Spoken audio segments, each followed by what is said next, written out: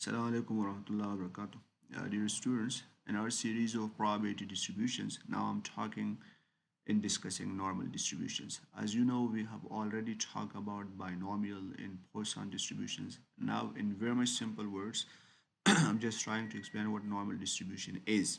So somehow this the concept of normal distribution is technical and difficult for beginners, but I'm just trying to explain it in very much simple and easy way possible. So first thing you should learn about normal distribution is that it is modeling continuous variables. In normal distributions, we are dealing with continuous variables.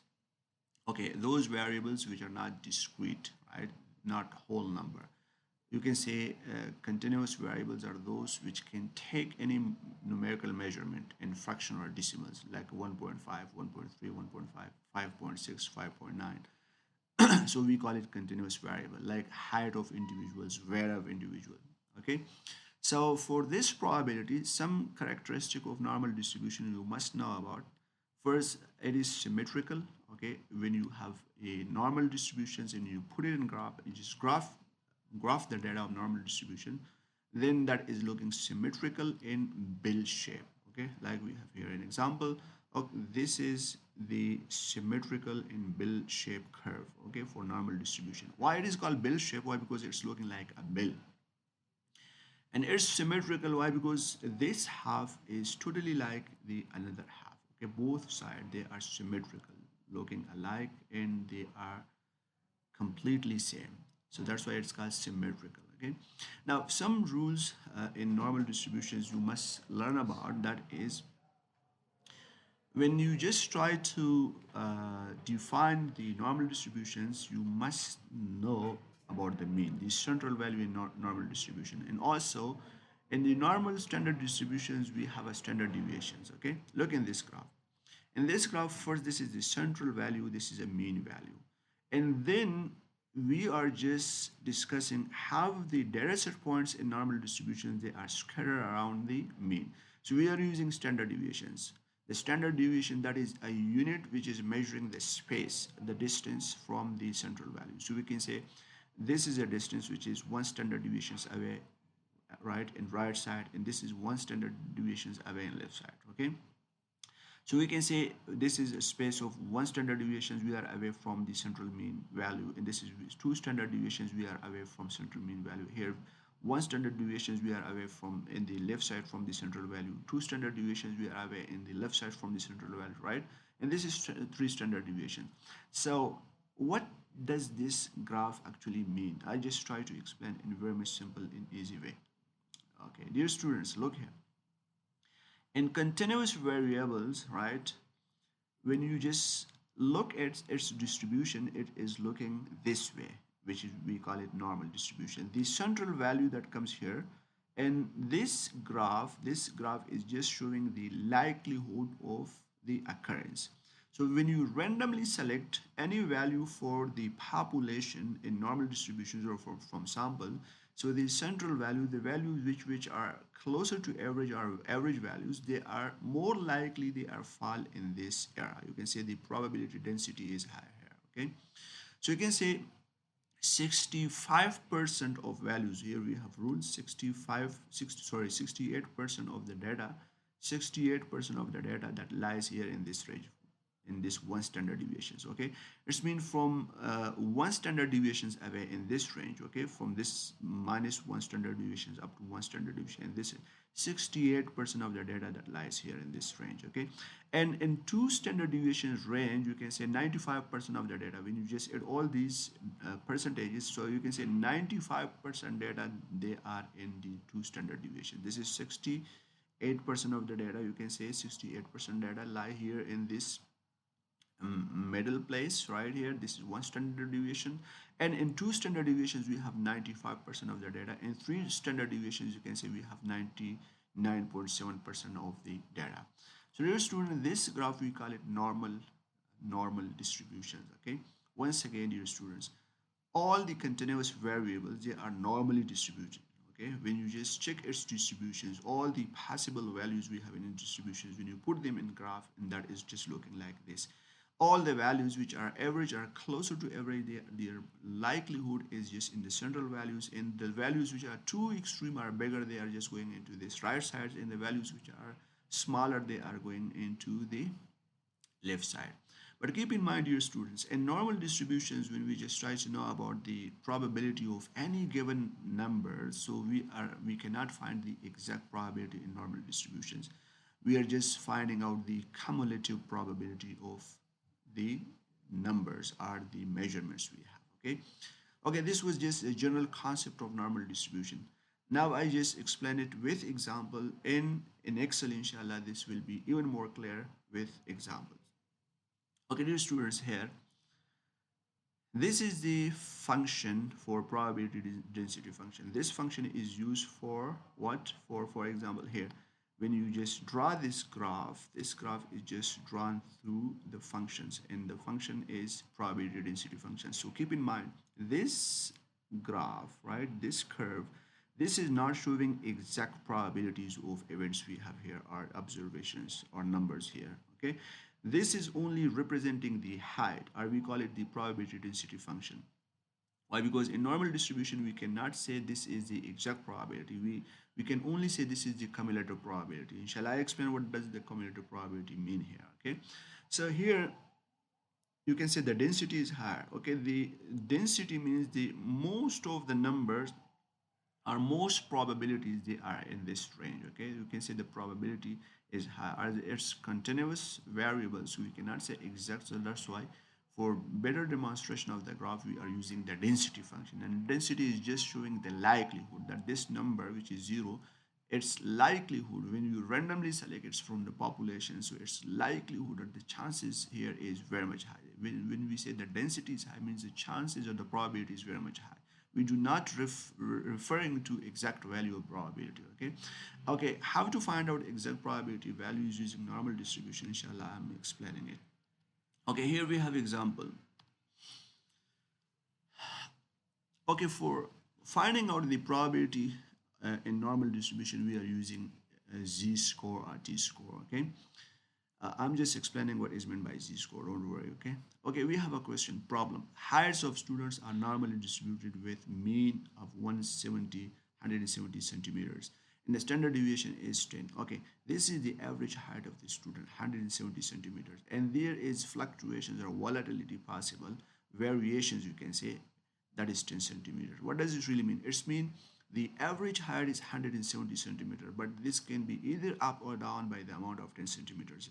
So there are variations, and what is the standard variations in this 170? That is 10 centimeters. Okay, now what is the question here? The question is, what is the probability that a randomly selected student is shorter than 160 centimeters?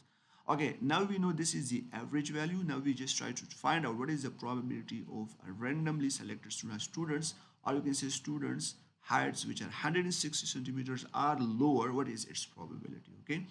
Okay, for this question we must use the z-score, dear students. Okay, this is the formula for z-score.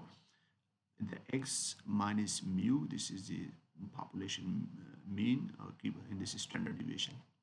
Dear students, we have a z-score and t-score. Okay, but in z-score we must know the standard deviations of the population is already given. Okay, so that is why we assume the standard deviation, that is 10. Okay, and we just try to know what is the probability of those students who have height of 160 or less, right?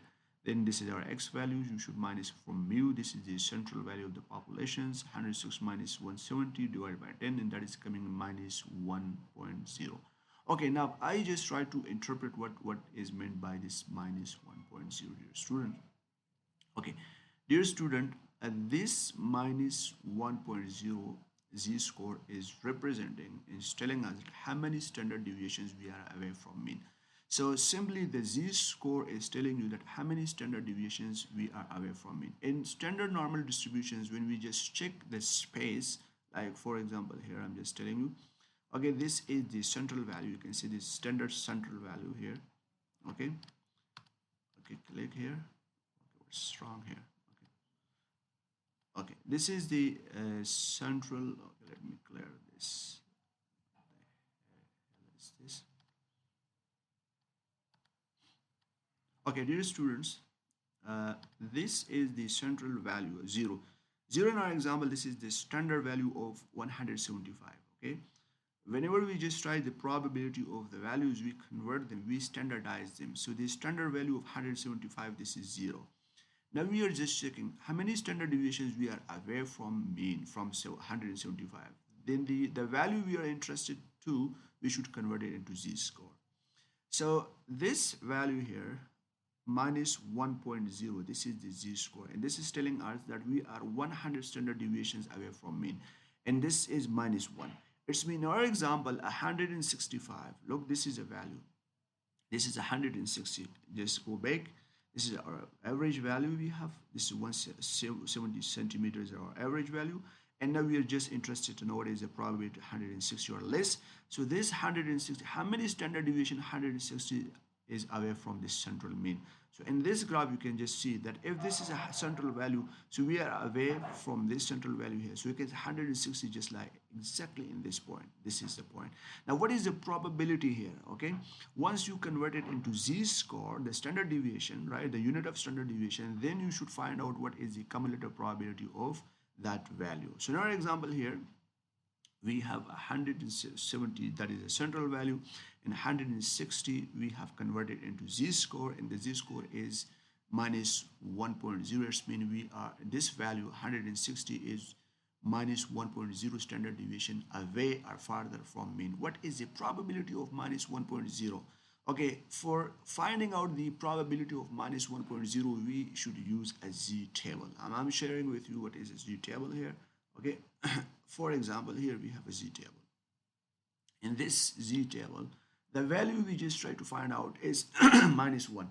First, you should learn, uh, here we have the number of the z-score you find out in the formula, and then these are the decimal points. So what is 3 point minus 3.9? This is a value and this is decimal. So you can say the value of 3.900 is this, and the value of 3.901 is this value, and the value of minus 3.902 is this value, right? And the value of minus 3.903 is this value. So this is the intersection value. Now in our question, we just try to find out the minus 1. This is minus 1, minus 1.00. For minus 1.00, just come down and find it out. We have minus 1. This is minus 1 and 0, 0 is this one, okay? Because here we start from 0. So minus 1.0, this is a value which is 0.1586 is 0.15. Okay, look here we have 0.1586. Okay, what does this really mean? It's mean the 15.86%. So you can say the standard deviations, okay, the value which we are farther away from standard deviations, okay, this is our central value.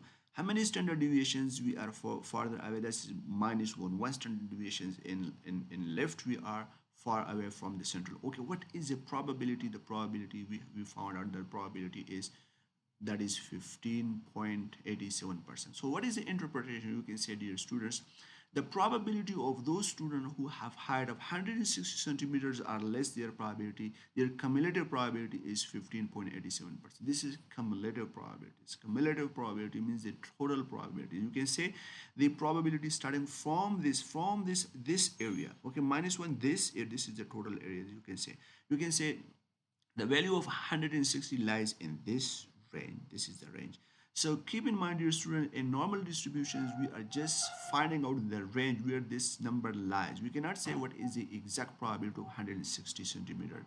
Keep in mind, dear student, in normal distributions, the exact probability of any value that is 0. Why? Because if you say what is the exact probability of 160, so there are too many numbers, billion trillion numbers in 160, around 160. You can have a number of 160.1, 160.001, 160.0003. In this way, there are many more numbers we have. So that is why the probability of exactly a point that is 0 in normal distribution, and that is kind of impossible. So that's why in normal distributions, when we just try to find out what is the probability of any number, we just try to find out the cumulative probability. We say what is the probability of 160 or less. We do not say what is the probability of 160 exactly. So that's why in our example, the interpretation of 0.15, you can say that there is the probability of those students who have height of 160 centimeter or less, that is 15.87. That is the cumulative probability. Okay, dear student, now I'm just working, have to use Excel here. We have a company tracks the delivery time of its order. The delivery times are normally distributed with mean value 48 hours. Okay, what is the delivery time? That is 48 hours. What is the standard deviation? That is 6 hours. You can say this 48 can be fluctuated by amount of 6 hours. Okay, now, what is the question? What is the probability that a randomly selected order is delivered in less than 42 hours? Okay, if you know that the average delivery time is 42 hours, now you just try to know what is the probability of 42 hours or less. You just try to know what is the probability of delivery time of 42. Okay, once the average is given. For this example, we are using the Excel. Okay, okay, students, look here. In our example, the delivery time of a company's order is 48 hours and the mean is 48 and standard deviation is 6. Okay, now I just try to find out what is the probability of, for example, I just try to know the probability of what? And I'm interested to know the probability of 42 or less. Okay, 42. What is the probability of 42? What is the cumulative probability of 42 here in this situation? So the cumulative probability of 42, the cumulative probability of 42, when you just try to find it out, just simply equal sign, and then you should write normal distribution, type normal distribution. And what is our x you are interested to know about? That is 42. Okay, and then what is the mean value? Mean is already given. What is the standard deviation? Standard deviation is already given. Simply keep in mind, your students, why? Because in normal distributions we are finding out cumulative probability. You cannot find out exact probabilities, right? So that's why we should write true here. Okay, true, because we are interested in cumulative probability. So the cumulative probability of single event here is 15.86, and this is what the answer we can say. Okay, okay, dear students, here we found out what is the interpretation. You can say if the average delivery time is 48 hours. Okay, so you can say the probability of 48 or less, you can say that is the cumulative probability is 15.866%. Okay, now the point here is, what if you just try to find out the probability of many numbers? We call it probability distributions. Okay, we start from 30 up to 65. So here I just try to find out the probability of 30. So equal sign and normal distribution, click on normal distribution. And what is the x? This is our x value, and then mean, this is our mean value. But keep in mind, press F4 to stick into the reference, and then we have standard deviations, and press F4, and then we have cumulative, then true, because this is for cumulative probabilities. Okay, just drag it down. Now all of them, these are just click here and just make it to this one. Okay, now our answer here, we found it for single value, and that is for 42. You can just check it, 42 is 15.86. Okay, so now we found out the probability of many. What is the interpretation here? Okay, you can say that if the average delivery time is 48 hours, the probability of 30 hours or less is 0.135%, and the probability of 31 or less is 0.32, and the probability of less than 32 is 0.38, and the probability, so these are cumulative probability. You cannot say these are exact probabilities. You can say 32 or less, the probability of 32 or less, the probability of 34 or less, or 35 or less. These are the probabilities. So these are the probability of range. Okay, that's why we call it cumulative probabilities. Okay, now keep in mind, dear students, for these cumulative probabilities, we cannot draw a graph just to look like normal distributions. For normal distributions, we need probability density functions. As I've already explained here, that for normal distributions, you must use these functions. We have probability function. This function is just helping you just to draw the graph. Okay, have to draw the graph for graph in normal distribution.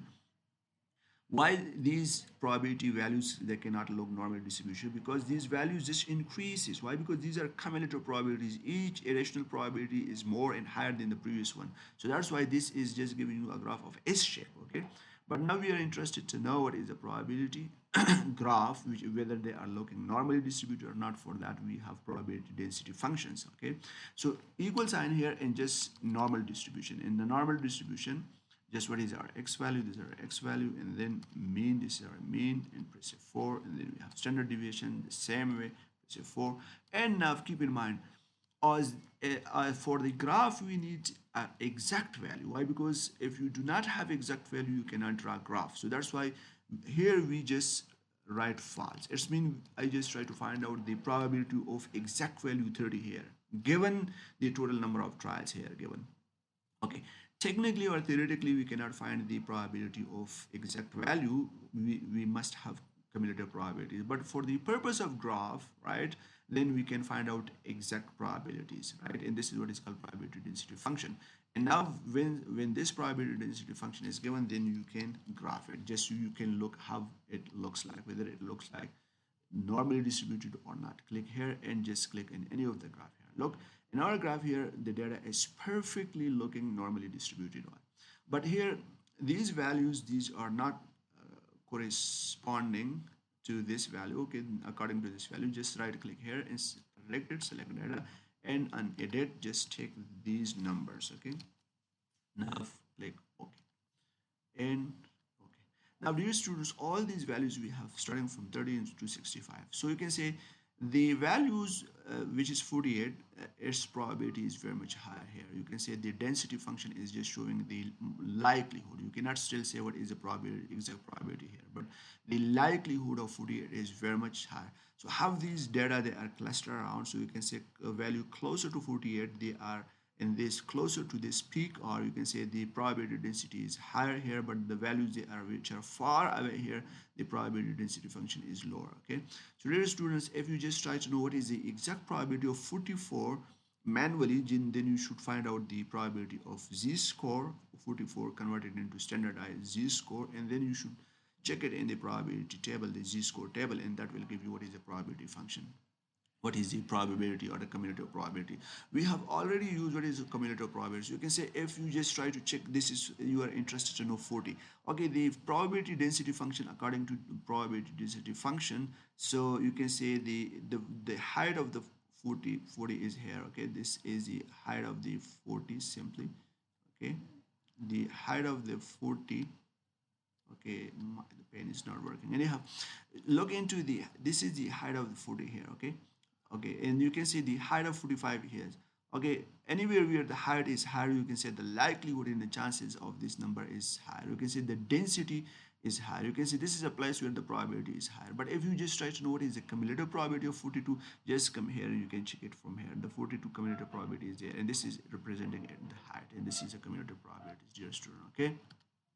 Okay, dear students, this was all about normal distributions. Normal distribution are data which is continuous, right? Which is not discrete and continuous, taking any numerical measurement. If you just try to check its probability distributions, then you can use normal probability distribution curve, this one. Okay, and this is symmetrical, bell shape, and perfectly looking both half side. Okay, this the left and right, they are both, they are same. And one point keep in mind, dear student, the area under the curve, that is equal to 1, that is equal to 100%. Okay, why? Because the total probabilities, right, that is equal to 100. If you just go in that approach, in our example here, that approach into 100. Okay, cumulative probability starting from 13 and up to 99 point, and this will go into 100. Okay, if you put all these values here, but I have just taken few of them. So the area under the graph, that is 100%, and those values which are in the central, their density is high, and those values which are in the right extreme, their probability is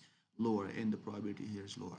But if you just try to know what is the cumulative probabilities, you can just check it here, or you can standardize these number and convert them into z-score, and then check it in the z-score table. Hopefully this session is clear for you. Okay, assalamu alaikum.